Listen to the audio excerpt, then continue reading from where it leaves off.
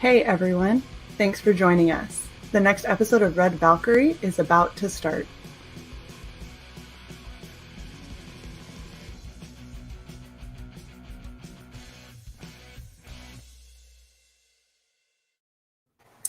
Hey everybody, welcome to another episode of Red Valkyrie. I am your host, Shae the Red, feeling a little bit paler today. And I am here with the super amazing Buddy Lord. How are you doing, sir? I am fantastic. You know, it's great. Somebody knows my name. John Right? didn't know. Yeah, John didn't know my name earlier, but I think he knew me as I used to be Dr. Wright, and I was using a pseudonym for the longest time. And then somebody said, "You know what? You've worked pretty hard on this. Maybe you want to use your real name." And I was like, yeah, okay. Yeah, why not? Screw it, right? Yeah, I do my research. At least try to. I attempt to do my research before we do these books. So I'm really excited because you are the creator of Sins of the Fae, and this is something that kind of was popping up in my peripheral, like back and forth, and it looks fucking amazing. So I'm just going to shoot it straight over to you for your pitch so we can get right into it. Sure. Okay, so Sins of the Fae. This is a culmination of a lot of things. This is basically a graphic novel translation of a 5 manuscript epic series. Think like Game of Thrones, but in a more magical, more mystical world. Okay. Mm-hmm. And you've got a very simple premise. What happens is Nikki is a single mother right now, and her 2 daughters are deemed sins of the Fae by these ancient sleeping gods. And when I say ancient sleeping gods, imagine like Cthulhu, the dreaming one sleeping down in the ocean. Okay. Gotcha. And they have deemed her children sins of the Fae, and they want them dead. And Nikki's like, blow me, bring it on. So, so she wants to protect her children. She's a witch. And, she was in this coven called the Coven of the Holy Oak. And she's like, okay, I want to protect my children. And she starts getting these visions. She's like, I've got to do this. She doesn't have anywhere to turn because for reasons that are, that you'll find out, the Fae don't like her and the humans don't like her. Nobody. So she's kind of, in this, this huge cosmology of mostly like there's 7 realms of the Fae, and then there's humanity. And nobody really wants to help her out. So she's like, okay, I've got to depend on me. But in true fashion of a hero, she sort of screwed up her past. When she was growing up, she left because of Owen, because of her husband, who was a Fae. He's a Fae highborn. Like, think of, he's like nobility, right? Mm-hmm. And he's like, come with me, and I'll give you your fairy tale. And she's like, all right, this world kind of sucks. I'm out of here. So she leaves, and she takes something from the coven, and what she takes leaves them later to be discovered and hunted down. And now they're either dead or in chains. So she doesn't even, her own coven, like she's like, I've got to, doesn't even know. She goes to the world of the dead to speak to her grandmother, and her grandmother is angry with her and doesn't want to help her because she's like, you're cursed to be hunted, and you deserve it because you left us. And then Nikki's like, okay, well, I have another seed. I can regrow the tree, and we can remake the coven. And that's what she was supposed to do. She was supposed to be like the coven leader, the priestess or whatever you want to call it. Mm-hmm. And she didn't become that. She left. She went and sought her fairy tale, and she left them to die because of it. So now that's her arc, is that she's like, okay, I have to make right what I made wrong. And in doing so, she gears up and becomes the hero that she has to be to protect her kids. Okay. All right. Damn. That's a lot. Like good shit. That's a lot of drama. There's a lot of it's like got some family issues going here. Like shit. Okay, so the girl that I'm cosplaying, that's Nikki. Yep, that is Nikki Caramore. She's like I said, she's the single mom. She's been taking care of these two girls, Adira and Kaylee. We're gonna have some more art really soon. Our artist, with the COVID and everything, he has his kids. All of a sudden he had 5 kids at home. It was kind of hard to draw. Yeah, it's a little difficult when you got all those kids running around like they do. Yeah. So you have a video. Would you like to play it? Yeah, you can play the video. All right, let's play this video then.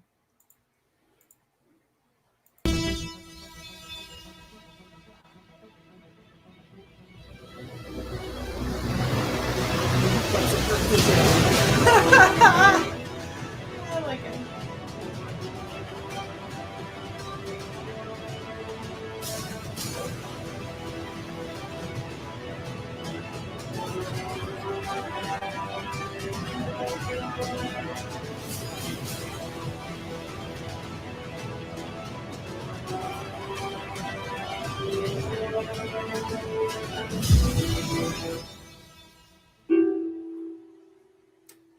Oh shit. Okay.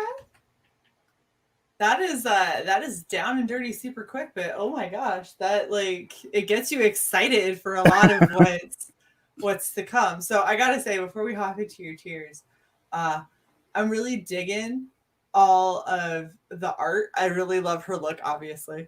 Out of everything I could cosplay, I was like, yeah, gonna do her. Because holy shit, she's gorgeous. So I'm just gonna pretend that I look anything like that, and I'm gonna go for it. Yeah. Because you have a lot of this really beautiful art. This is something that's been a little confusing to me. Little dragon big enough to ride on. Mm-hmm. Explanation. Okay. I have it. It's cool. Okay. All right. So the dragon is Khalidbolg. Okay. Khalidbolg actually came about. There's an actual Amazon light novel. I put out the book 1 of the first manuscript, and it is a light novel with some different pictures and some of the same that are in the book, that are in the comic book. Okay. And it is a little bit different because in that book, Nikki is a Viking witch, and there's a lot of rituals and blood magic, and she uses kind of things like that. Mm-hmm. My artist wasn't comfortable with that. So I changed it because I'm like, okay, what can I do here? And I'm like, all right. So I sort of she went from say a Viking witch to what I call a dragon shaman. Okay. And it's kind of a visual element. What I had created in the book was I wanted her to cast this burn spell at one time. And to describe it, I made her rifle turn into a dragon, and the dragon breathed fire. And all it was an aesthetic in the novel itself. But then when I started doing the comic, I'm like, you know what? This would be an interesting visual way to show that she's casting magic. Oh, okay. Because what happens is that, she goes to the world of the dead. And like I said, she didn't learn any of the spells. She doesn't have any of the knowledge to protect her kids, to protect herself, to protect the life that she's built. She's got a lot of potential ability, but none of the understanding or reasoning. So her grandmother says, this is what I'm going to do. I'm going to give you the chance your mama never had. I'm going to give you the chance to see your babies grow old. You're going to cast a hex on me. And the hex is a memory for a memory. Well, since she's already dead, all she is a memory. Right. So she is literally giving her life, her everything, her existence to her future, to her family. Oh, wow. And that's the scene you see. You scroll down here. Oh, yeah. That's the heartbreaking thing if you read it. Yeah, this right here. And she is, she's like, it's, she says, it's time, darling. She says, I'm not ready. She's like, you have to be. Everybody has their time. This is mine. And so then she's fading away. And as she's trying to hand the rifle over, she fades completely away. And the rifle clatters to the ground. And then when you turn the page from this, Nikki picks it up. And she's holding it. She's huddling it. Mm-hmm. And she says, what do I do? And that's when the dragon that is inside of it, if you see, the dragon's right there on the barrel. See it? Oh, yeah. Okay, right here. The dragon is there. And it talks to her. And it tells her that, they begin to talk. And the dragon's like, you're okay. You are the bearer now. And then she says, okay, well, what do I do? Do you even remember me? He's like, of course I remember you. Of course I believe in you. And then there's that page with the big dragon. It says, more importantly, she believed in you. Right.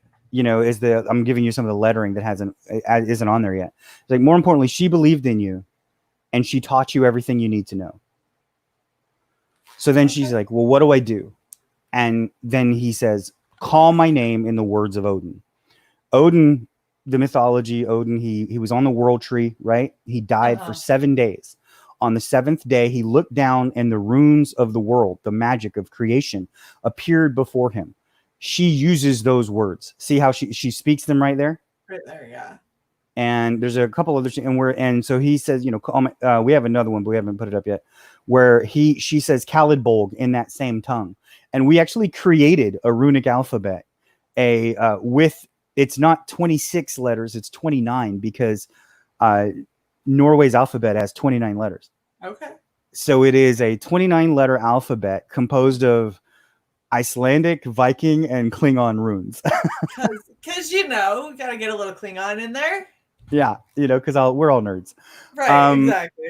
So we actually have, if we get to the $3,000 one, which hopefully we will soon, the $3,000 stretch goal is we're creating bookmarks, but our bookmarks actually come with a purpose. They're going to have the runic alphabet on them. Oh, very neat. So that as you read the series and she begins to use these words, you can actually spell it all out. You can see what she says. Like right here, she's saying burn. Okay. Gosh, that is really cool. I really like that. We wanted to add like a tertiary element, like something that people could look in and be like, wow, like that's different. That's like, you can not only, it's not, oh, she casts a spell. It's, oh, look, that's a spell. Yeah.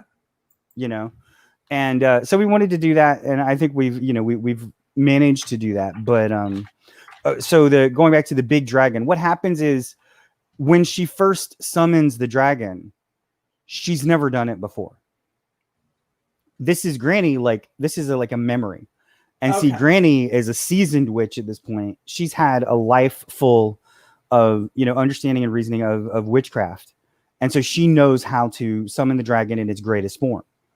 But Nikki doesn't. So, when she brings it out for the first time, it's like, it's not a baby. It is what I call one of the pen dragons. There were 5 elder dragons that protected all of humanity. 3 of them are dead. 2 of them are still alive. This is one of them. Okay. I like it. I really do. So we actually already have a question before we even get to our tiers. Unhinged Entertainment wants to know, how long ago was this initially conceived with the manuscript and everything? Over 10 years ago. It started 10. As a... do you remember? I could tell you. If I could track down about when, because I know when the concept came about, because it's actually the foreword of the novel is that I was in San Antonio, Texas. I was dating this girl, and she took me to see the Twilight second movie, whatever it is, and I was like, "Why do these things glitter in the sunlight?" And I made this working theory that the lady, Stephanie Morrison, I think, wanted to make a book of fairies, about fairies, right? Yeah. But then when she took that to her editor said, look, vampires sell better. A few $1 billion later, I'd say she made the right decision. Yeah. I still hate that they glitter. That's the dumbest thing I've ever heard in my life. Yeah, right? But I like the, 30 Days of Night kind of vampires. Oh yeah, exactly. I like that was a great story. I like the fast moving, visceral, zero humanity, just destroy everything kind of vampire. Like a Nosferatu kind of. Yeah. Yeah, and see, I wanted to make, I'm like, okay, I think fairies can be pretty badass though. So I wanted to make a fairy that could kick a vampire's ass. Yeah. So I started that, and then I'm like, you know what? I kind of want it more. I want to create a world where anything could exist. Any demographically aligned origin that you could think of, or mythology or pantheon that you could think of, any of these things. So I created this cosmology where all of this exists. And it is like, there are vampires, werewolves, zombies, there are dragons, there are not Christian mythology. There's no Mhm. demons and there's no angels, but there are what people consider both, because like the dragons, when a dragon flew once a long time ago, like you know, when man was first starting to look up at the sky, a dragon flew in front of the moon, and when it saw this dragon with its wings unfurled, it saw a man, a protector of man. But that was the dragon's covenant. The dragons were put here by something to protect us, you know. But we feared them. We were afraid of them. So the dragons were like, well, we don't want you to be afraid of us. So they've left. They've gone to another world. They've kind of diminished themselves and they protect our dreams. But the 5 remained, and 3 of them have been killed by, you know, nobody knows what has killed them, but 3 of them have been killed. There are 2 left. One of them is really interesting, is another major part of the story. The 5th dragon, the Pen Dragon, is a my version of King Arthur, you know, the once and future king, the king that never sleeps. What I thought, I was, I'm like, okay, this is a dragon spirit that houses itself in a human body every generation, and that's why it doesn't die, right? But what happened was, somebody knows what this is. They know what CJ is his name. They know what CJ is, but CJ doesn't know what he is. So he goes to war as a medic, and he is when he goes to war as a medic, like, you know, he's kind of a pacifist, but he learns that he has, I mean, he's a complete assassin, because he has this ability. Like, it's not a sword, it's an ability, Excalibur. Any weapon or anything that he touches, including his, you know, if he wields his hands, that is used for like a martial effort or war, he uses like an expert. So you give him a knife, he's an expert at a knife. You give him an M16, he's great. You give him a tank, he can run it. Nice. So, you know, you've put him, you know, yeah. So he's trying to save a guy, and somebody comes up behind him with a gun, and he like has never touched, you know, these weapons before, except like in target practice. All of a sudden he picks one up, and in an actual fight, he just slaughters the guy in half a second. And he's like, what did I do? And he, you know, and he comes back, and he's killed all these people, and he's freaked out. So he has like PTSD, and he's just drinking and carousing, sleeping with women, trying to get rid of it. And a vampire woman called Emeka comes up to him, which means hope. And she comes up to him and she says, hey, you know, I want to help you out. I could get rid of your pain. And he's like, okay, get rid of my pain, baby. And she turns him into a vampire, right? It didn't get rid of his mental anguish. He just lives forever now. Oh, gosh. And he has to live with what he's already had. And now he's turned into an assassin for the vampires. And that's kind of, you know, that was his sort of his story. And now, but he finds his way to the family, to the 2 girls and their mom. And he's sort of like the caretaker of this land that they're on in this fairy realm. And he's saying, you know, and when they get in trouble, he's very angry, because he's like, this was the only family I was ever going to have. Right. So woe be unto the person who takes this from me. Because I've never wanted to use these abilities before, but now I do. Right. Well, I mean, now there's a lot more of a reason to. So when I, you know, hopefully we'll get that art out pretty soon, so I can show that. Yeah. Our artist is working on the pictures of CJ, because he's going to have about an 8-page story in the book. It's mostly Nikki.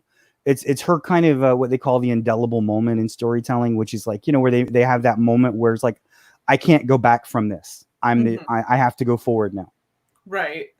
And that's what this story is. The changing page that you showed is, you know, that's like a metaphor. It's like a montage, you know, like the Rambo gearing up kind of scene. You know, she's got to change. She's got to go from a single mom to a hero.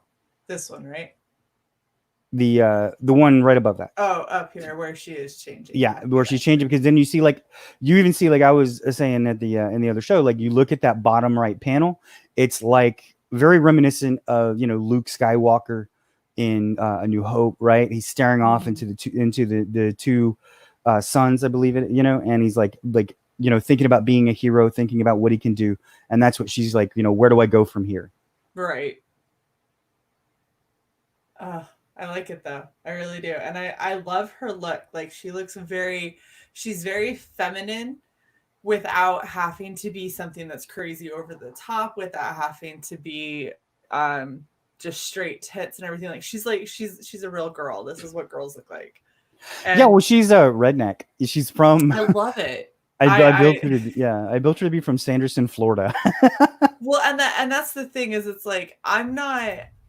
I love when people do hyper stylized women. I love when people do the girls with the big boobs and all that kind of stuff. But it's really nice to see a very feminine, beautiful looking woman that also is like, yeah, that's just how that's just a girl. Like that's how a girl looks. Granted, it's a beautiful girl, and it's a girl that you're like, I need to go back to the gym because I suddenly feel very out of shape.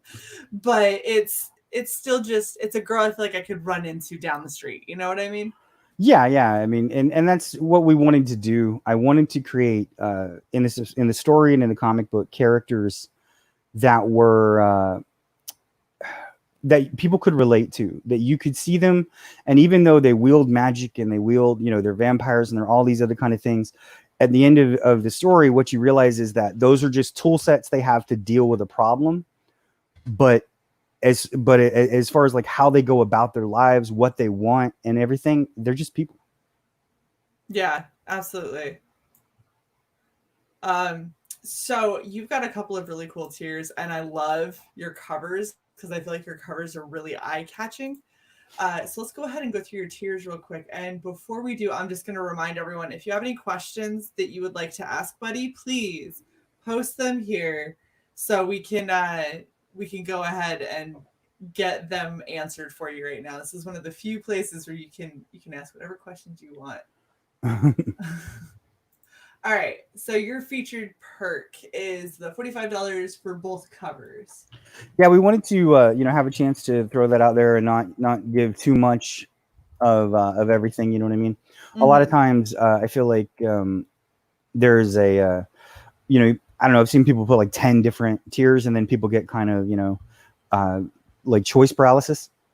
So I kind of wanted to make it pretty simple. But yeah, this is both covers, and then we chopped off $5 to make it an even better deal. And we think both covers are really good. You have, one cover that is like, she's become a hero. She is, this is who I am. There's a statement for the series written by this guy D'Angelo Sinceri, who's like this historian within the whole, manuscript. And that is, he's like, for everything good and righteous there is sin, and for every sin there will be a reckoning. Yeah. Oh, that's cool. I like that. And so you have it right up at the top. That's awesome. I love that. Okay. And then the other cover is, we kind of wanted to put something in action to make you look at the cover and say, what happens? Like what, like they're enshrouded in this obviously like extreme mystical fire. What happens? You want to find out what happens? Open the book. Right. Oh, I really like this. Okay.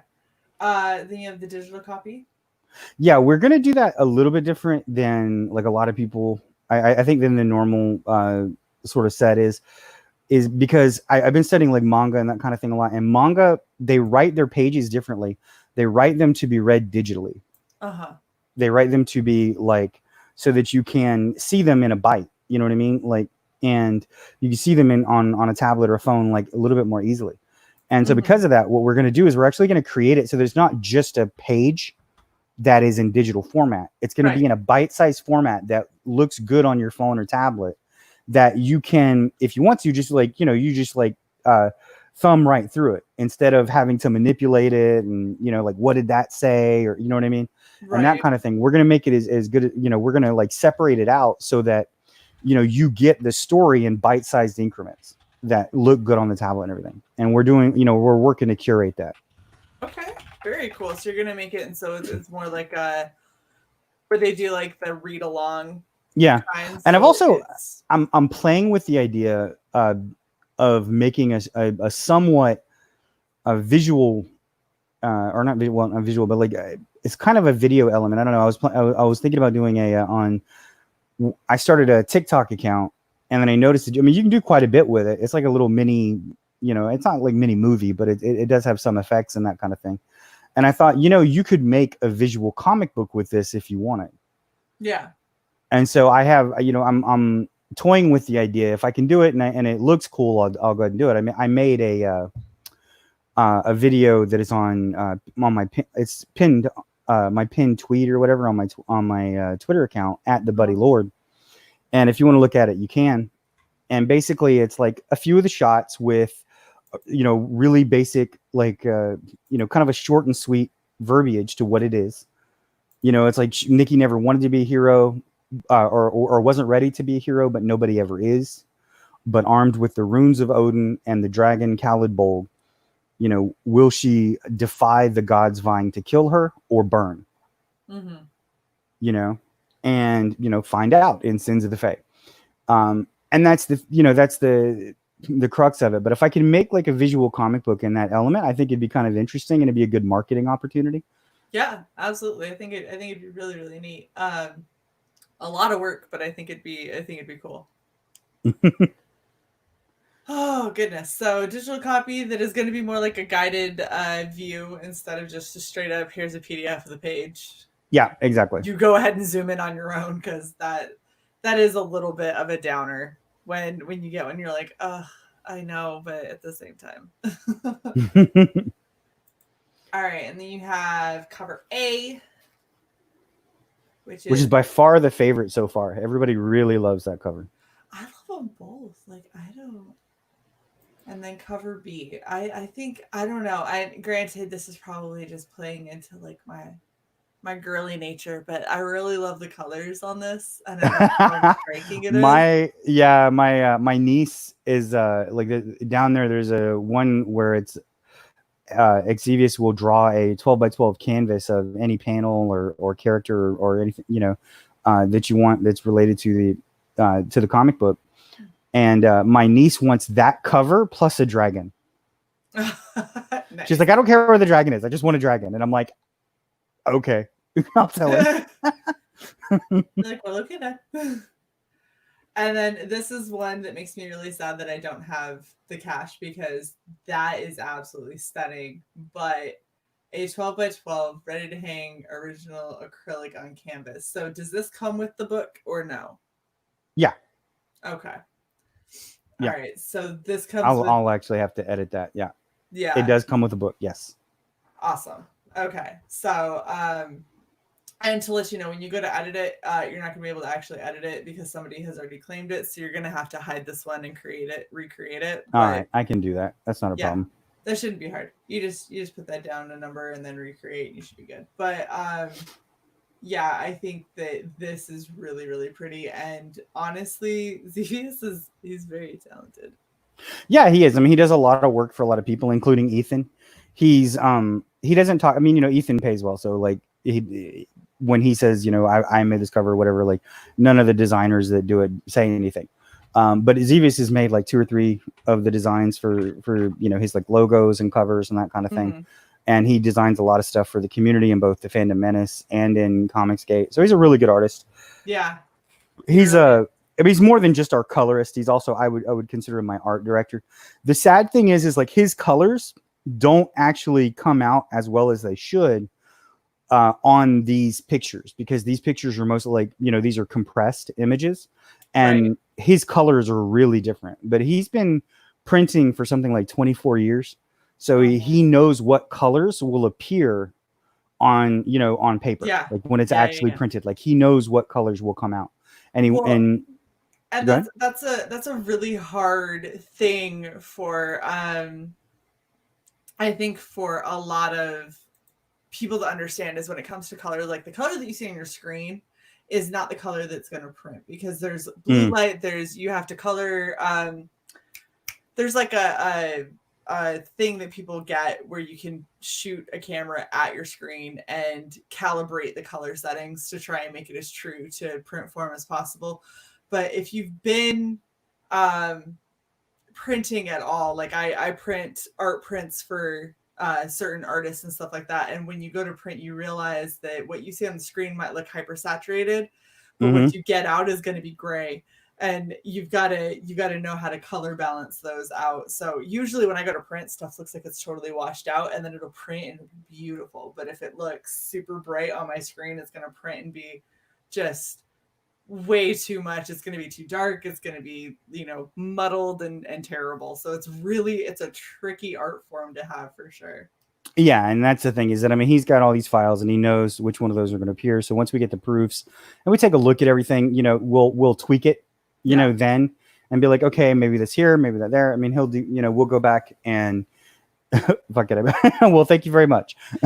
Thank you very much, Jason. I love Jason's like, yeah, I can't wait. I just can't wait. I'm just gonna back it. I don't care. Oh my goodness. So this is really fucking beautiful and I love this. And I want to see the number go up, so I'm reloading. Because I'm that kind of person. Yay! 63 backers. So you went straight out the gate for the 60 days, didn't you? Yeah, well, I knew I'm a new, I'm a new creator. Yeah. I've been in the community for a while, but I'm a new creator. I didn't really have a name because I didn't go out there and do anything. I mean, I was part of IndieCron for a while, but that sort of fell apart. And then we made a magazine or an like I don't know what you call it, like an internet zine or whatever, called Insider, and I was in that for a while. But then I started working.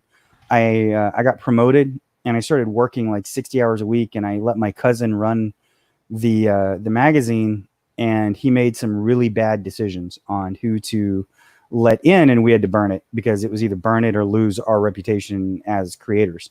Yeah. Oh, that's unfortunate. So, well, it's kind of back. We took off all the material that was bad, and we brought it back under what's called on culture. Because I was getting like a ton of hits for my articles. I would write these articles that were semi-political, things like, cancel culture is torching free speech. Yeah.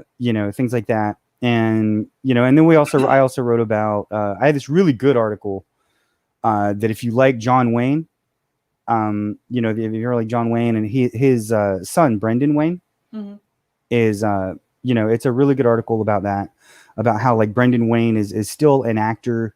And, he has fulfilled his legacy, not because he tried to follow in his father's footsteps, but because he fulfilled his own. Right. He walked in his own footsteps. That's very cool. And there's a lot of, things like that, like heartwarming articles or political. So if you want to go on culture, it's with a K, ONKULTURE.com.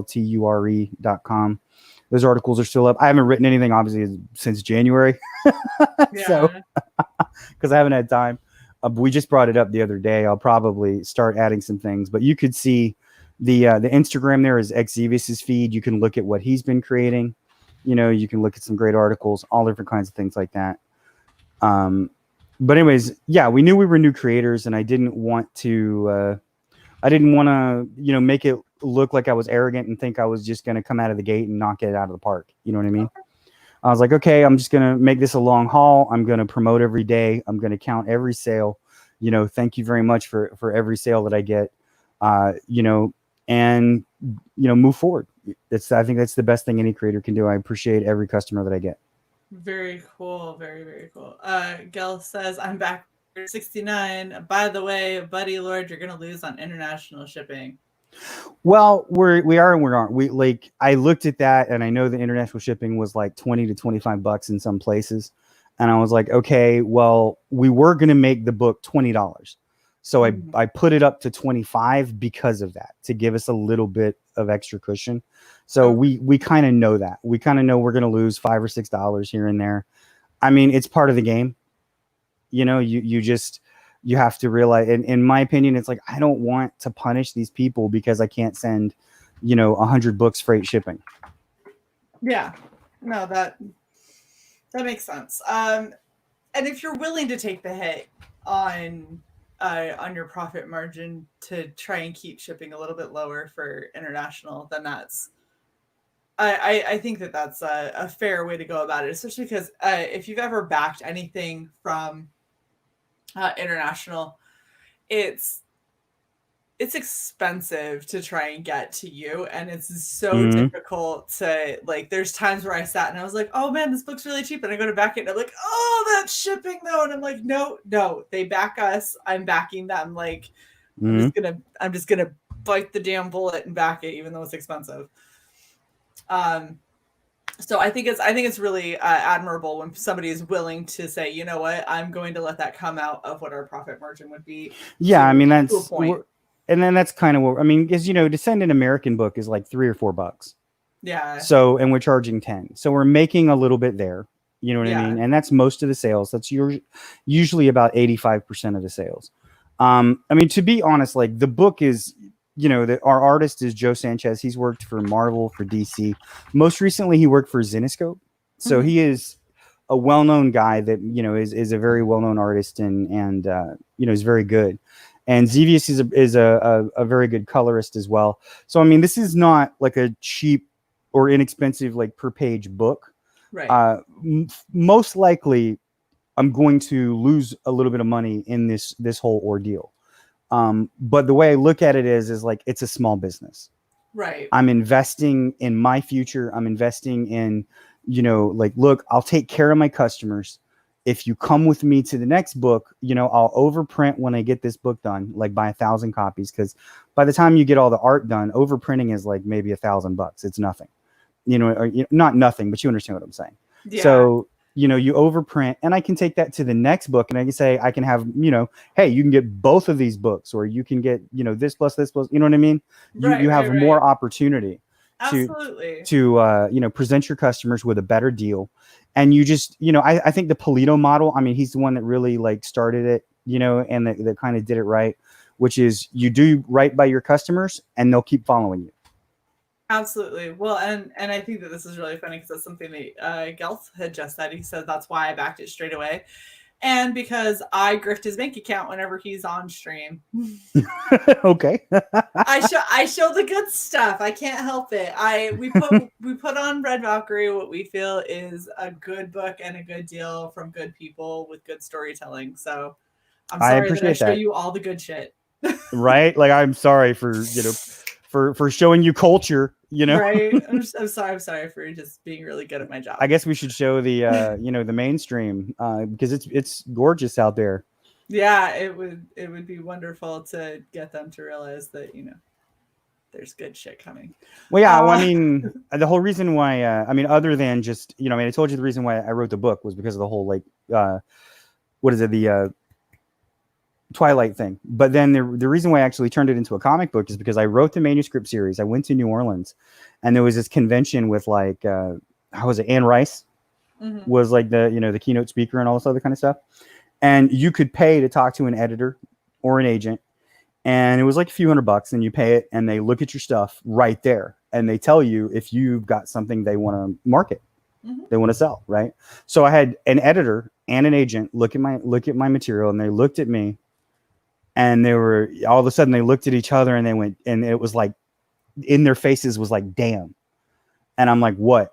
And they turned back and they said, look, like your book is great, your prose is good, the story sounds awesome, but you're a white guy, and in this kind of climate right now, I can't market you. Yeah, yeah, yeah. And I was just like, what?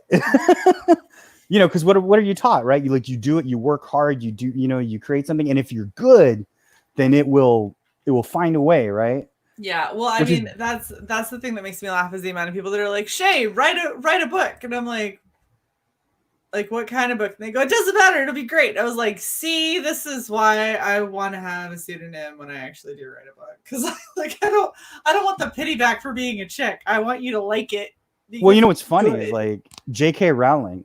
The reason why she didn't come out with her name and she's like J.K. Rowling is because she wanted people to think she might be a dude. which is fair, But and now I get it that's because flipped. yeah, yeah, yeah, yeah, and it's just so frustrating because it's like, why can't we judge stuff on the merit of its own merit, its own quality? I Why know, is it, right? oh, well, the person who created this is a cis white male and therefore it's I going to was be absolute garbage? And it's like, it doesn't, that has nothing to do with the story. Now, I understand if you find out that the person has like some kind of a moral background that you're not okay with. I get you not wanting to back him, but that's on our personal thing. yeah, And absolutely. really, at the end of the day, if he's telling a good story, how much does that actually play into it. Now it can play into it because you don't want to financially support somebody like that. Okay, cool. But that's not what they're doing. They're saying that they don't want specific people in because they have a problem with them from the get-go, and that bothers me. That always bothers me. And I hate the pity vote. I hate when people are like, oh yeah, come hang out over with us. And it's like, I don't know if you're asking me to because I'm a chick, or if you're asking me to because you actually think that I have something to offer. And that's something that I can't get behind. That bothers me. The whole like tokenism, the idea of tokenism, and like what is it they call it, the elite, or how is it put? The discrimination of low expectations. That's it. And then I mean, there's like this lady right now. She's from my city. Her name is Alexandra Duncan, and she wrote this story, and it was about Black people, and she's a white woman, and everybody just like besieged her and told her she was not the person to write that story. And I'm like, why not? Right. She wrote it. I mean, to me, that was like, do you remember like when Facebook and it was what was it? The social media company or whatever, that the movie that came out about it, right? At the end, when he was like, if you would have been the person to make this, then you would have made it. If you were intellectually and creatively capable of doing it, you would have. Right? So I'm like, and she's like, oh, it just saddens me. It hurts me that like, we can't, that there are all these people that we're never going to have the chance to see. And I'm like, what hurts me? That both of you can't be put out there and we can't choose which one we want. Right. And I don't know. It's, I can't take the idea of, because anytime I come out with anything, I never know if it's because I'm a chick or if it's because I have something that's good. And it's the same thing when I have people that want to talk, or people that want to hang out, or people that want to, sub to the channel or whatever. And it's like, I'm not going to get my tits out. So if that's what you're hoping for, wrong channel. I don't have an OnlyFans. I've had people that were like, go sub to Shae's OnlyFans. I was like, if you find an OnlyFans that says it's for me, you're being taken for a ride. You're being hosed. Like, by all means, if it has something on there that you want, I guess go for it. But I'm just telling you, not me, doesn't support me. That isn't me that's on there. So have fun. Hey, I mean, that's fantastic. I mean, I don't have any, I don't care that people are on there, or that if somebody wants to do that or whatever, cool. Do you, whatever makes you happy. Yeah. That's not me. Exactly. But by all means, if you get money and people want to see that, then you go for it. If that's what you're happy with. I personally am not happy with it, therefore I won't be.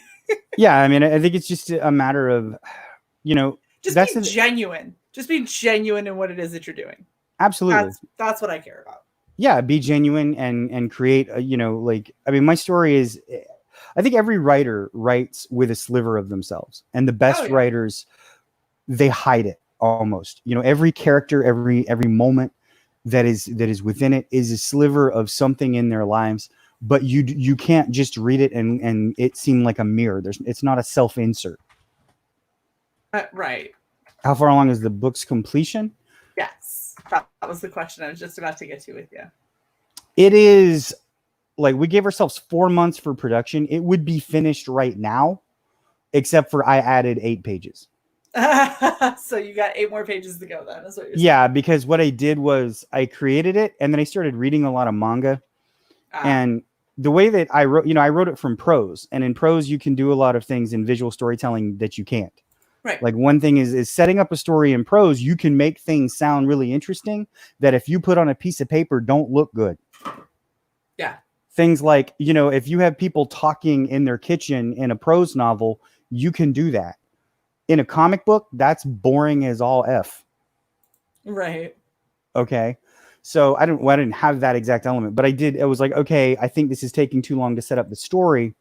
And there were a couple of moments that were telling. I'm like, I need to show these. So I added pages to do that. And then we were like, we need to show this other character and have a hint of that. So we added pages to do that. That's already been done. But when I added the intro to make some conflict and tension, to be the first thing that you see, Like the first thing that you're going to open it up to is this like really dark forest, one of the kids running and the other kid looking like a complete monster chasing after her.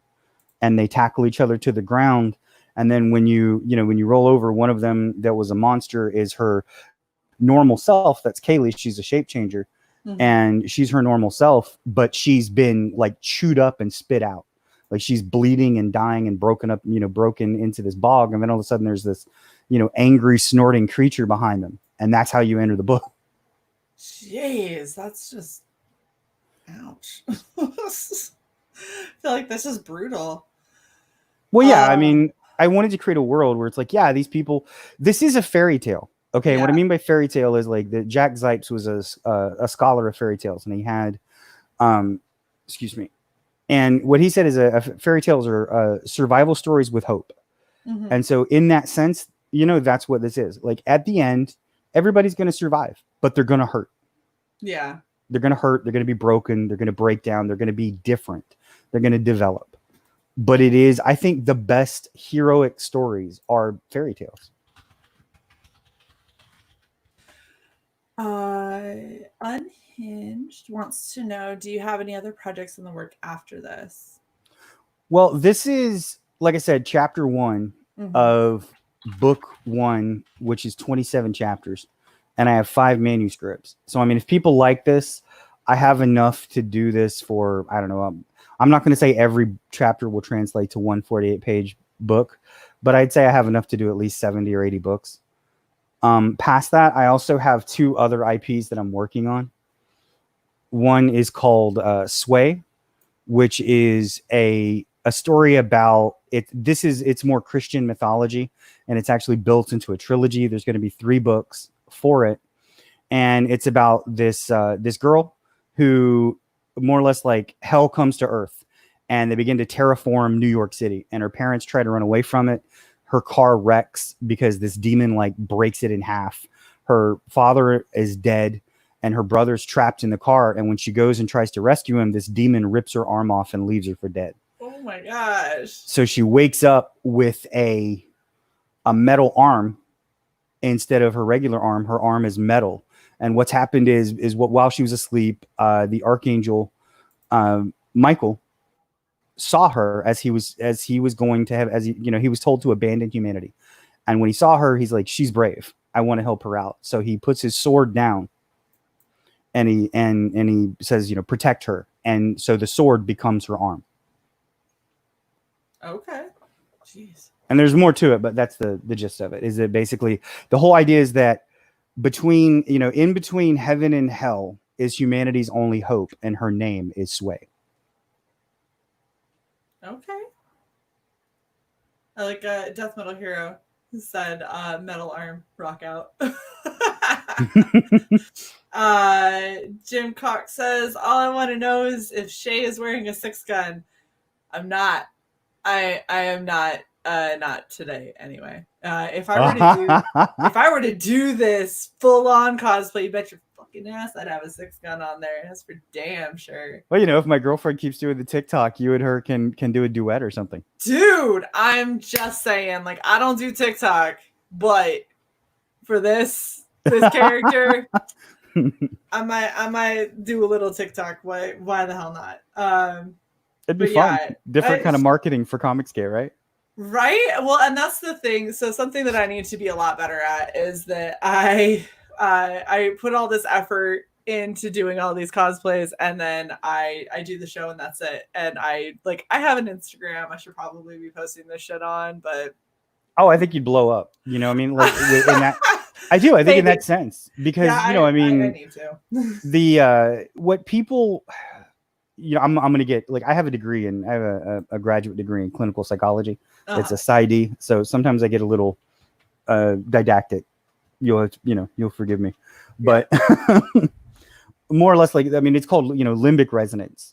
You know what I mean? And we have kind of what they call the low road and the high road of the way we think. And most of what we do, people think oh, I'm always thinking, I'm always, I have my, what they call executive function. I'm deciding what I do based on, facts and figures. That's not actually true.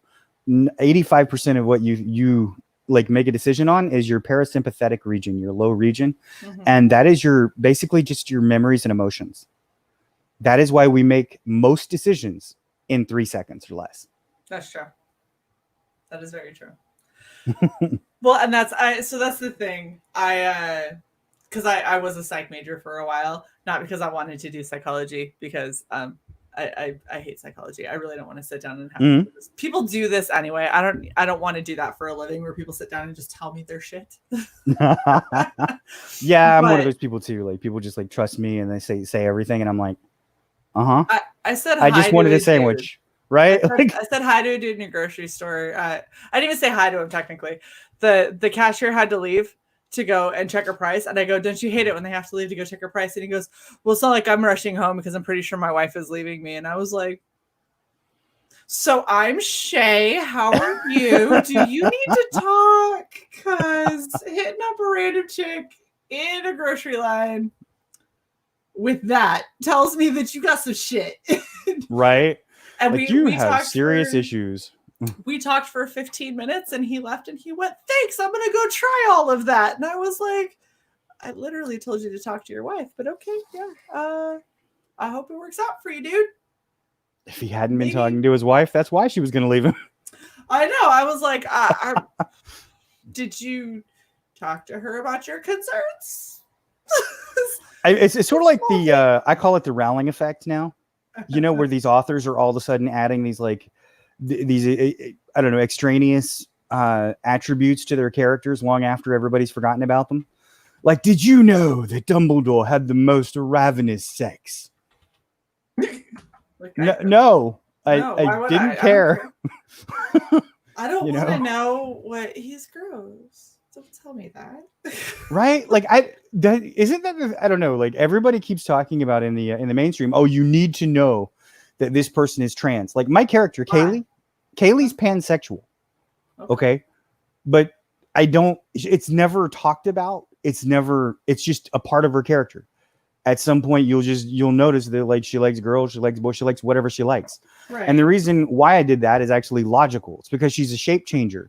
But Kaylee's she's a different kind of shape changer, I think, than a lot of people are used to. Like if Kaylee wants to make, say, like her olfactory organs, like her nose, that of a bear, then she'll do that.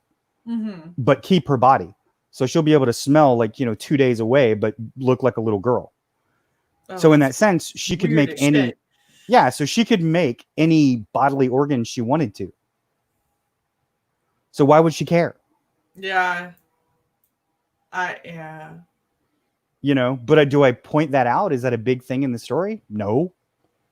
Well, they're dealing with bigger shit than who she's gonna fuck. Exactly. That's the whole point. But don't they always do that though? They're like, in the midst of this turmoil, but Johnny, I love you. Yeah, and it's just why?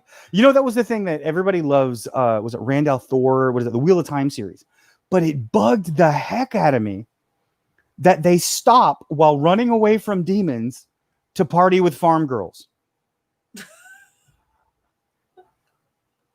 That is pretty ridiculous to me. I don't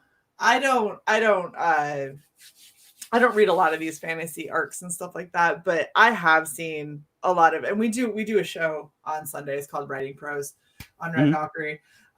We talk a lot about the really shitty storytelling and the things like that, where it's like, hey, they're in the midst of doing like this really big important thing, and it's like, oh, but there's some hot chicks, so we're gonna go and do this. Or randomly like, oh, I wrote myself into a corner, but I had a magic amulet that you didn't know about until just now, and it's gonna activate and get us out of this predicament. And it was like, this is shit. This is horrible. Don't do that. I get angry at myself if I ever. There's a couple of moments of convenience that things happen, but I think convenience and a full blown Deus Ex Machina are different. Like there is a moment where Kaylee, they're fighting this creature and she doesn't think that she can kill it. But I mentioned it before that Adira, like at one point, like she's gonna get in a fight with this bully, and the bully's like, he's like almost 7 foot tall. He's like a 6'7" Russian guy. And Kaylee's like 5'2", like 110 pounds soaking wet, when she's in her regular, just like natural form. So this guy goes to attack her, and all of a sudden she turns into a 7-foot like big gorilla. Right. But she has this necklace around her because I didn't want to write a character that always had to change their clothes as a shape changer. Right. You know, that like would change their clothes and they're naked. So I created an item called a shifter's friend, which it does two things. It houses their clothes when they change, so that when they change back, they just put their clothes right back on. And then two, the way that shape changers work is they have access to what I call the beast plane. It's like this energy that's always flowing through them, and they're very muscular and very skinny because they're very kinetic. Like they always have this like high caloric, like there's just like always burning. Their muscles are always burning because they're always changing shape and everything. Right. But what happens is if she breaks that, then it's unfettered access to that plane, and at that point, she no longer controls what she changes into. Her body changes according to whatever defense she needs. So if somebody attacks her and she needs to be scaly, she turns scaly. If she wants to trip them, then she'll grow a gator tail. If she needs strength, then her arms will become that of a gorilla. If she needs to cut them open, then her hands will become the talons of a bird, things like that. Oh, wow. That's crazy. But the thing is she loses herself to that primal nature. Right. And becomes just like a hungry thing. Right.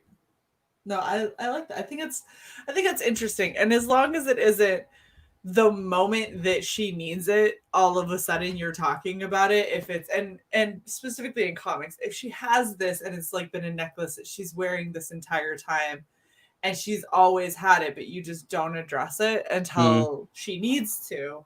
That's different than literally saying, I've described all of these characters in pristine detail, and I never mentioned the magic amulet that's going to get them out of this problem that they're currently in. By the way, you know what he there was exactly that, and that's something that Ari Salvador is terrible about doing. Oh, yes, he is. Yes, he is. I've read, there's a reason I don't read him. I have friends that read him, and they're like they'll read you just hear him go, oh, and I was like, so what magically appeared now? There's another guy like Weeks or something like that. He writes about this rogue character, and I used to make fun of it because he's like everything this rogue character did. It was sort of like, it was a wannabe Batman. It was a magical rogue Batman, and it was like, I reach into my trick bag and pull out. I reach into my trick bag and wow. I reach into my trick bag. I'm like, oh my god. Fucking Mary Poppins bag or like a fucking utility belt. What the hell? That is terrible. Jason likes your amulet idea, and I think that's I like it too. I think it's a really clever way to handle it for sure. It reminds me of like when you have, what was it? There was one instance when they were talking about the Flash where like it was like kept in a ring, like his whole costume. And I always thought, I was like, it's kind of silly, but at the same time, I kind of like it. And so it's like, I'm fine with it. It's whatever. But I think that you're handling it in a way that is better. And I like that if it's broken, that she like, that's it. Like it's a free for all. She can't control shit. Yeah, it becomes like a detriment because she's like later on, like Adira wants her to use her power, and she's like, without an amulet, I can't. Yeah, and she's like, if you want me to use it, you're gonna have to like put me in a situation where I'm gonna need to be whatever the fuck you need me to be. Yeah, and that it's worse than that because when she turns into that, like I said, she loses herself and she attacks her sister. And that's kind of what you see at the beginning of the book. You're seeing that this element of like Kaylee is this just strange, primal, grotesque thing chasing her own sister to eat her. Yeah. See, that's not good. That's not helpful. That doesn't help things. So Jason says, if you were a tree, what tree would you be? I would be a silver oak, which is a magical tree in my book. there's the whole thing is like there's the covenant of the holy oak, and the holy oak is Yggdrasil. See, the thing is that Nikki is a child of Yggdrasil, the world tree, but there is a plant version of a child of Yggdrasil, which is the silver oak. And my sort of logic is that you have the world tree, which can grow or bear any world. It connects all the worlds. You have the silver oaks, which can bear any plant, flower, fern, anything. They can, from their branches, can come any plant. And then that's the thing that with Nikki, see, she was with a Fae Highborn. The Highborn aren't supposed to be able to have kids. They can make races, but they're not supposed to be able to have children. But Nikki, being a child of Yggdrasil, can bear any seed. So she had kids. Right. Oh, that's cool. And that's where where it kind of begins. These sleeping gods are like, they gotta die. Yeah, understandably so. Well, honestly, I love this book. I think that it is absolutely gorgeous. We got you a couple of backers tonight, so we're currently sitting at 65 backers, 2,000. Hey, thanks guys. I really appreciate it. So it's super awesome. Thank you guys very much for coming out and supporting. And of course, Death Metal Hero Yggdrasil. Now you got my attention. Yeah, that's what I would expect from a Norseman like Luke, for sure. And we do have one last minute question from Jason. He says, do you initially start writing with a Bible and stuff, or do you just note it out? It depends on the story. Most of the time, honestly, I begin with like a bullet points. And what I always tell people is I create the bones, and then I add the connective tissue, and then I sort of go from there and I create the story. I will spend days on an intro, because I think like the intro, like bringing the entry point, and obviously like setting up the scenes and everything else for a chapter or the beginning of a book or anything, I think is one of the most important things you can do. So I will spend forever creating that. And then once I get that, it's easy. I'll just slide into it. Okay. But then I am really bad. I mean, I'm not George R. R. Martin bad, but I am bad about taking time to make everything kind of perfect. Yeah. You know what I mean? Because I'll go back and I'll be like, but what if they did that and this happened? And, this wonderful what ifs. The second you start with that, that's when it all goes downhill. Yeah. Well, I mean, I was friends for a while with I guess mystery drama kind of writer, like crime noir kind of thing. His name was Marcus Saki. And he still writes. And he told me, he's like, I have this sticky note on my computer, dude. And he's like, any computer I ever buy, I put it on there first. And it's, I am free from writing the perfect novel today. He's like, I exempt myself from writing the perfect, words or prose or whatever. Because if you, obviously, I mean, you're a writer, like if you fuss on that too much, you'll never get anything done. Oh yeah. There's a reason that I wrote, for example, I wrote one journal entry that I decided I was going to turn it into like a story. And then I liked it. I had somebody read it. They really liked it and thought it was really good. And I said, oh shit, now I can't write. And I didn't touch it for almost a year. And then I wrote another journal entry. And I was like, okay, I think I can make this work. And then it was crickets for another 6 months. And I finally was like, nope, that's it. I'm writing. I just need to write shit. Like I just need to write because it's been almost 2 years now. So yeah. And that's the thing. Like, writing is such a delicate process. And there's a difference between when people say, are you a good writer or are you a good storyteller? Those are two different things.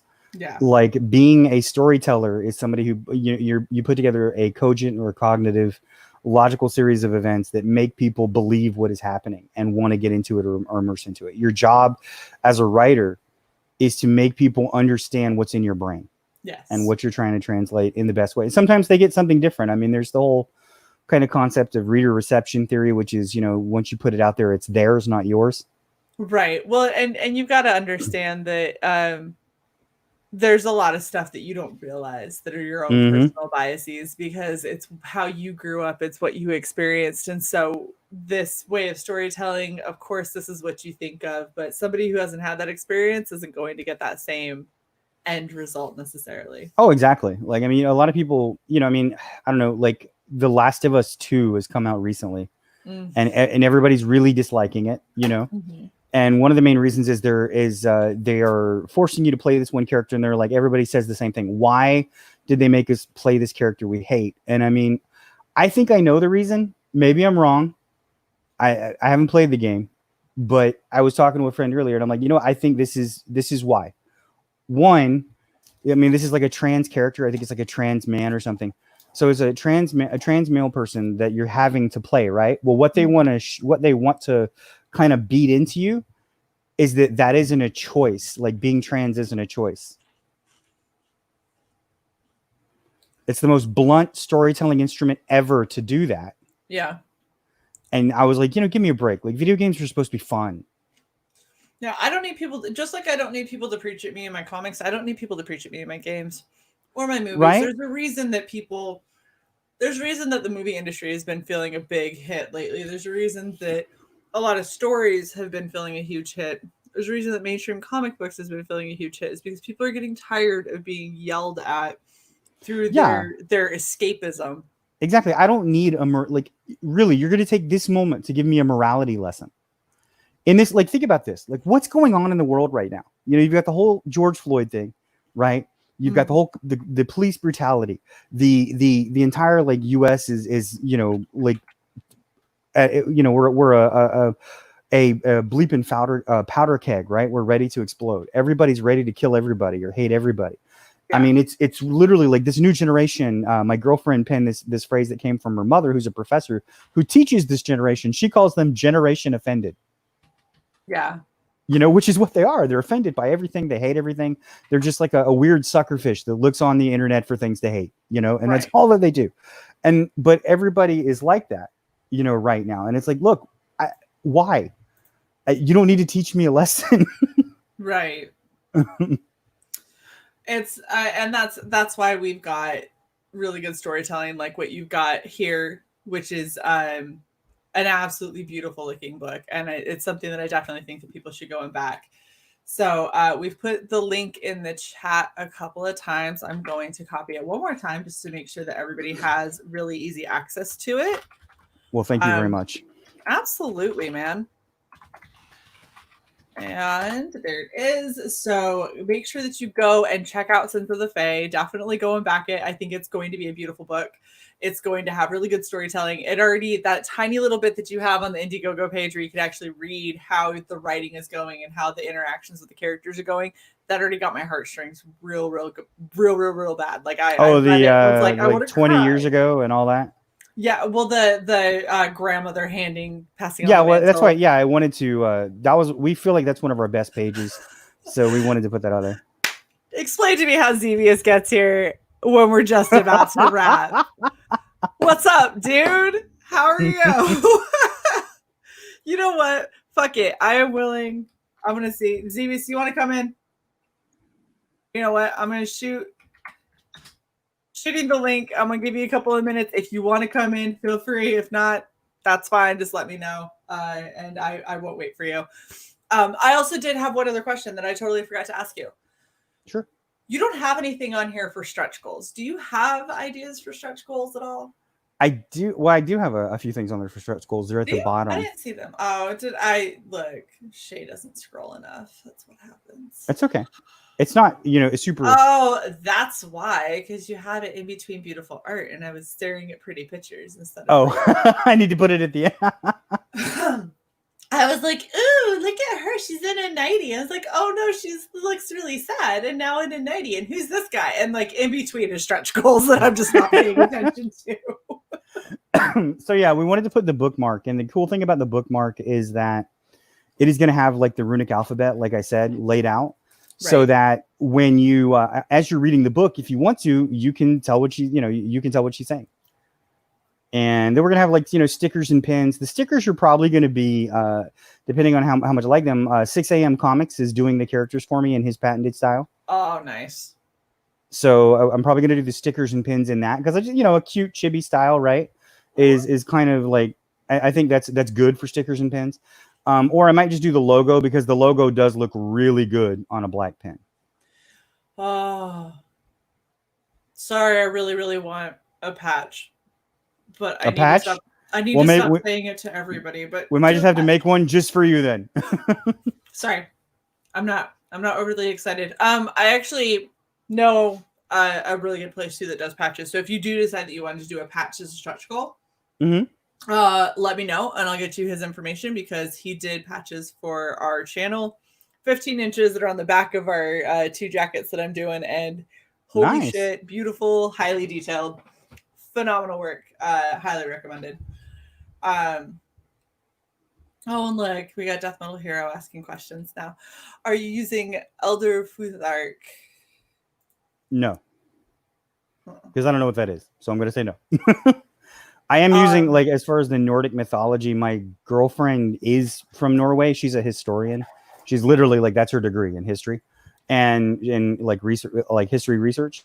And her mother's a professor in the same thing. Oh so she's been sending me translations of, like, folk tales and fairy tales and mythology and stuff like that. It's pretty interesting, but I don't read Norwegian very well, even when it's translated.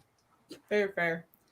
And Death Metal Hero now wants a patch too. So maybe we'll make a patch for like a $10,000 goal, and you guys just have to get it. You have to push us there. You know. You know what? I'm gonna try. I am gonna try to push you there. How are you, CBS? I'm great, thank you. How you guys doing? I'm doing late to the party. Good. Yeah, it's okay. It's cool. Like I didn't organize this very well. I'm sorry. Yeah, it happens. It's been a crazy couple of weeks. Let me just say that. So I'm thinking we want to do bedazzled jean jackets actually at 15K. Ooh, fancy. I mean, I'm just saying. If you need, I got you covered. Very nice. Literally, it's £1. It's a little less than that because I did bedazzle the shit out of a pair of aviators that I gave to Dan Frege. And obviously I bought them for, I don't even remember what I bought them for now. I think I bought them for a stream and I used like 6, but I could only buy £1. So, cool. It's nice to do. So we have been going over this awesome campaign. You're absolutely fucking gorgeous colors. Thank you. People were asking about where you were, and I was like, yeah, I didn't really, I didn't organize this as well as I should have.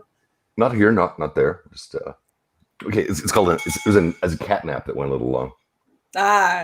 It's a catnap that Yeah, Zeus is a cat daddy. I'm gonna get him a T-shirt that says. Let's do it. Yeah, for sure.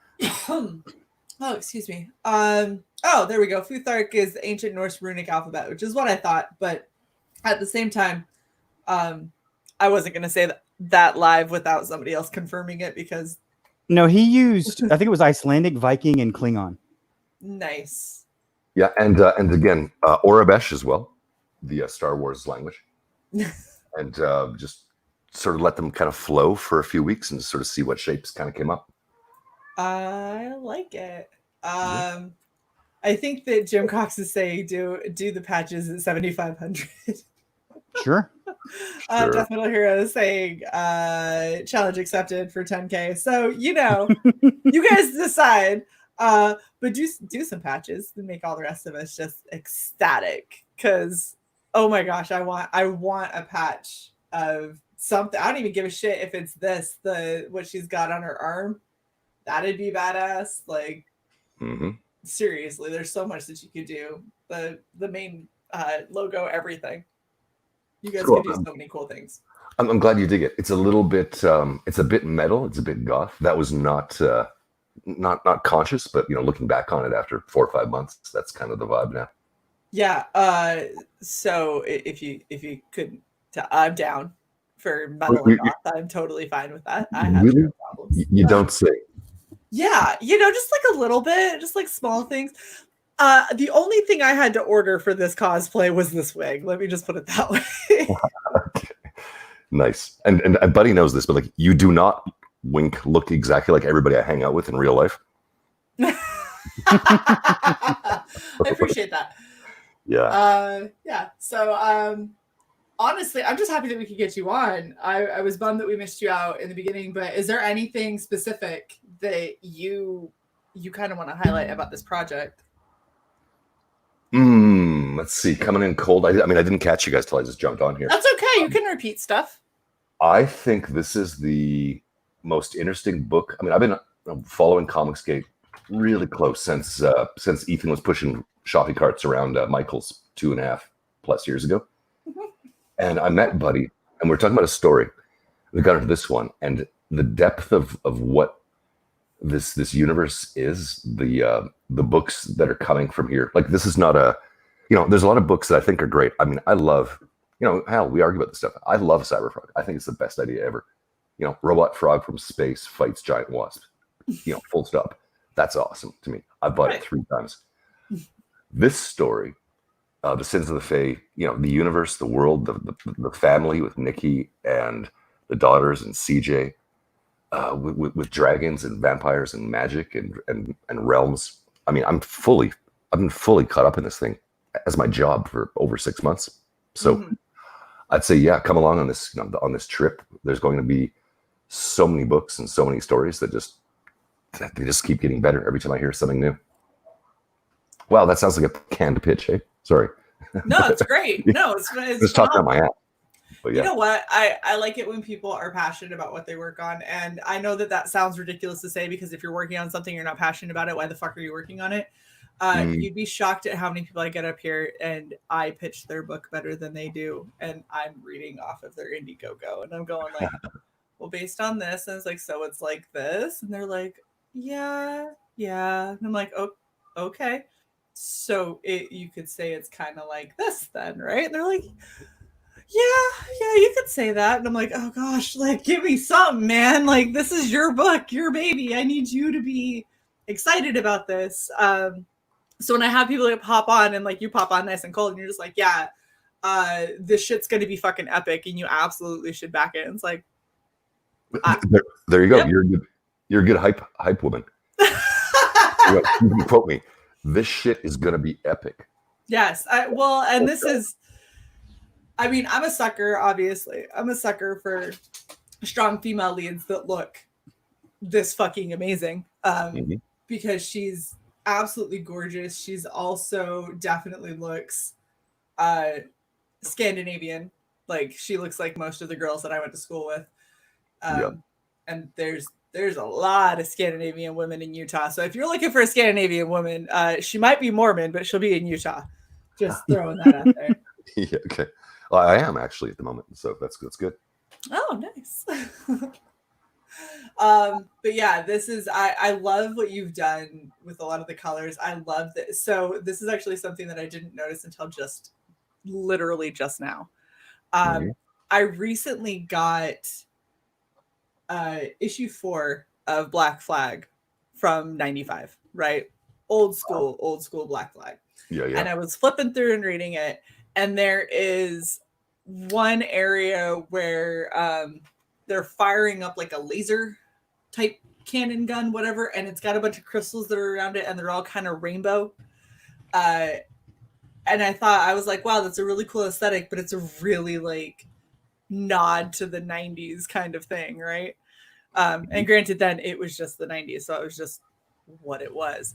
But you have this one scene right here where she's giving this gun away and everything is kind of going into that holographic kind of ethereal, but it's done a lot more subtly than anything they did in the 90s, where it was like, we're going to make everything super hard colors and you're going to know exactly what colors you're seeing here. But I love looking at this, and I couldn't figure out what it was about it that was making me just gush over this one panel right here. And it's the fact that she absolutely looks like she's prismatic as she's disappearing.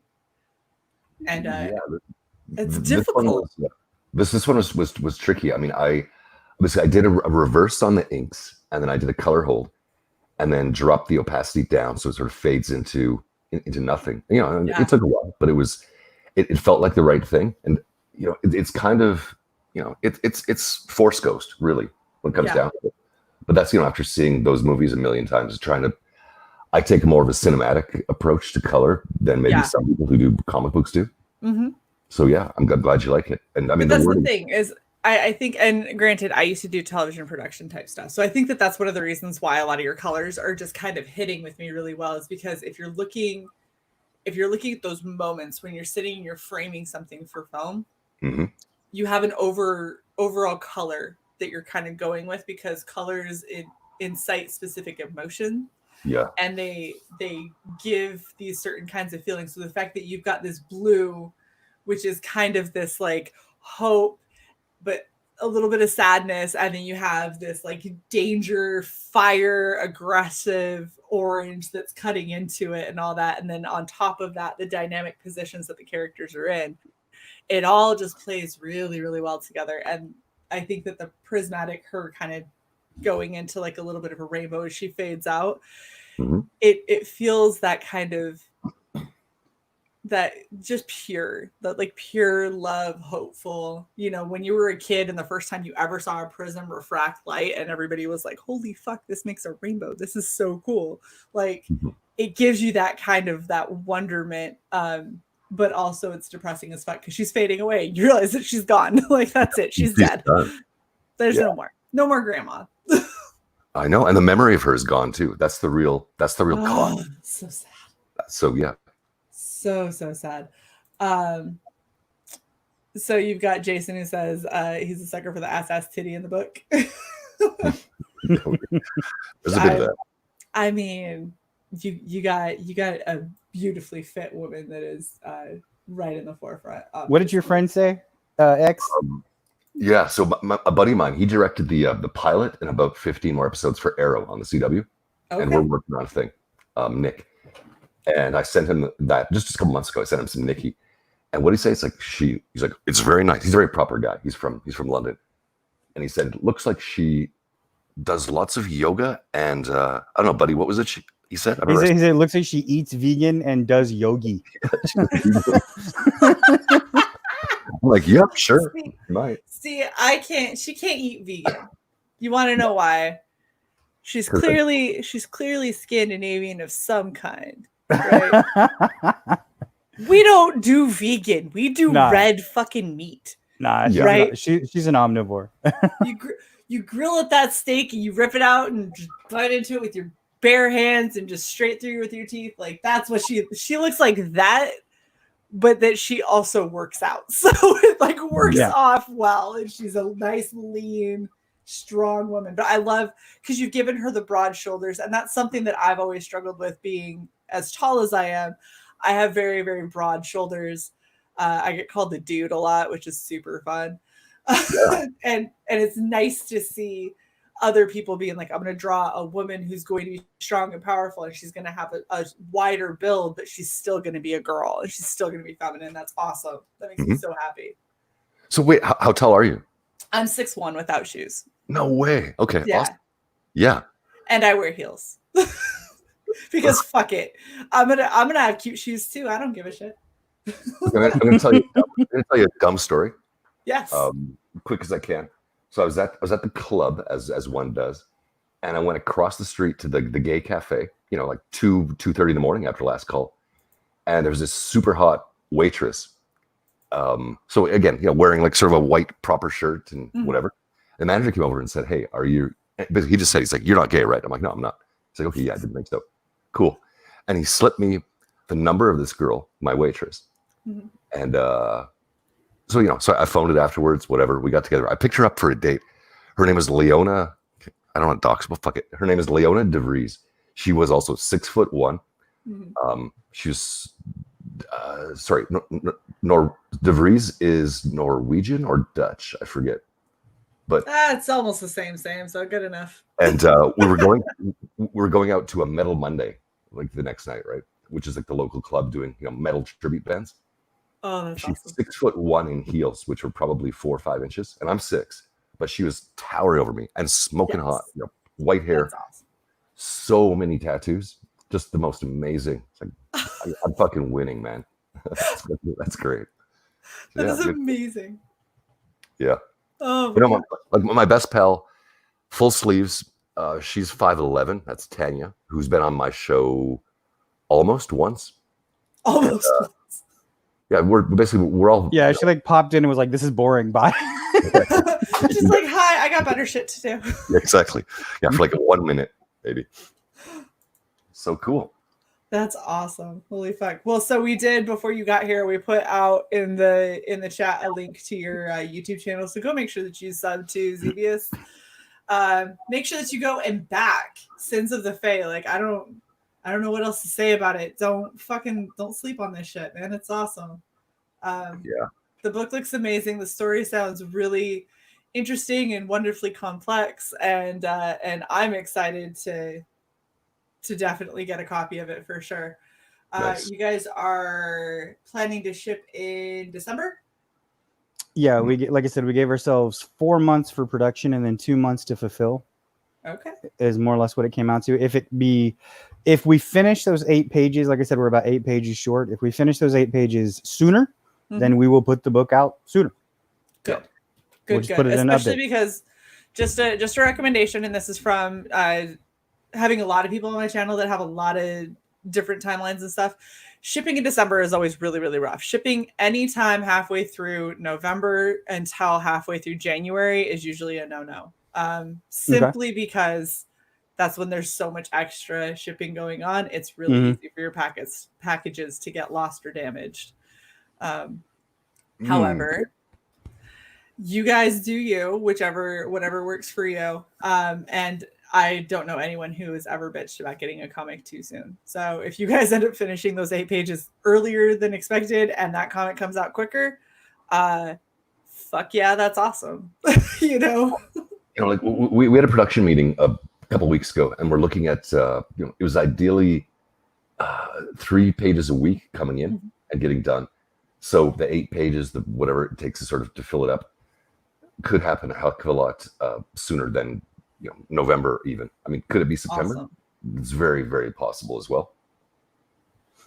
Okay. So, yeah. So it should be happening. At a minimum, it should be happening before 2020 is out, which is awesome.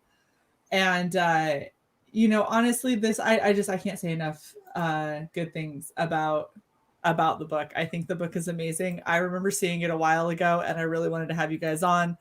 And just with the way that everything goes, it gets difficult to keep track of everybody. And then finally it was, hey, yeah, so I got this book. And I'm like, yes, holy fuck, I'm so sorry. I've been wanting to put this book on forever. So definitely go back to Sins of the Fae. Make sure that you sub to ZVS. Make sure that you follow both of these lovely gentlemen, and I will get your Twitter added in after we end the stream. Cool. And as always, please like, share, and subscribe to Red Valkyrie. We are getting so close to our 1K. You guys are amazing. So please make sure that you sub to us, and make sure that you leave those comments, share this out. Let's try and get these guys well past where they are now. I want to see 5 figures. I want to see this hit up at least 10K. Because you guys are doing amazing fucking work, and I think that it's going to be a beautiful book. It is. Seriously. Thank you everyone in the chat for coming out. You guys are amazing. Thank you so much, Buddy, for being on. It was great talking with you. Absolutely. Enjoyed every moment. And thank you very much, Zevius, for popping in, even though it was very last minute.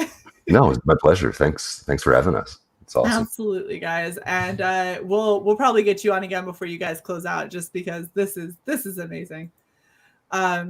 And I definitely want to see where you guys end up when you get a little bit closer. So thank you guys for coming. Thanks everybody in the chat, and we will catch you guys next time. Okay, later.